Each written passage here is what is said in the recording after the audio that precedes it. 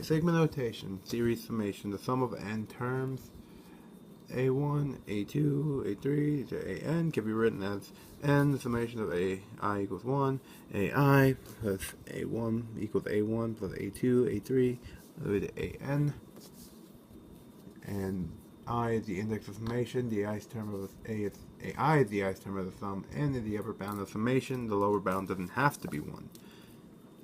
So, for example 1, I want you to find the sum. And since I equals 2, that means we start off with I equaling 2, and then we go up all the way to 7. So, it would just be 8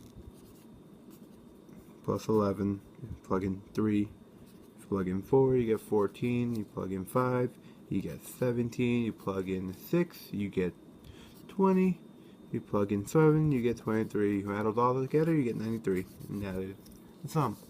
And we can do it for this one too. So k equals 1, and we go up the way to 4. And so plug in 1, you just get negative 2. You plug in 2, you get I raised to the second power, which is 1, times 4, which is 4, plus I to the third power, which is negative 1, times 6, negative 6, plus 1 times 8 is 8. So 12 minus 8, 4. And you want to write, use sigma notation, for example, to write sigma notation to write the sum square root of I plus I cubed, square root of 2 plus 2 cubed, plus n cubed, square root of n plus n cubed. So, you can tell it goes all the way up to n, and since we start off with 1, I equals 1, and it's just the function I plus I cubed.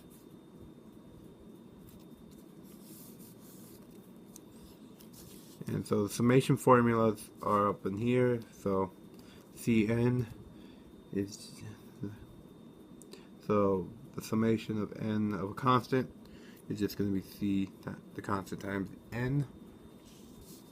Here I is going to be n times n plus 1 over 2. I squared will be n times n plus 1 times 2n plus 1 over 6.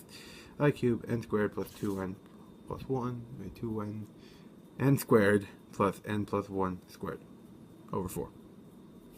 And so we have example 3, evaluate the sum, summation 30, k equals 1, k equals 1. So the trick is to break this up.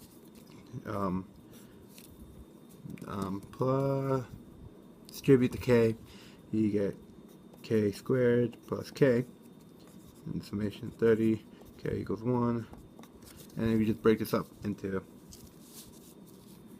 we have 30, k equals 1, of k squared, plus the summation of 30, k equals 1, k, and then you just use the formulas, which would be for k squared, you get 30 times 30 plus 1 times 60 plus 1 over 6. And you just get 5 plus 30 times 30 plus 1 over 2, 15. So 5 times 31 times 61 minus 3 is 155 times 64, which is, solve for it, be 920.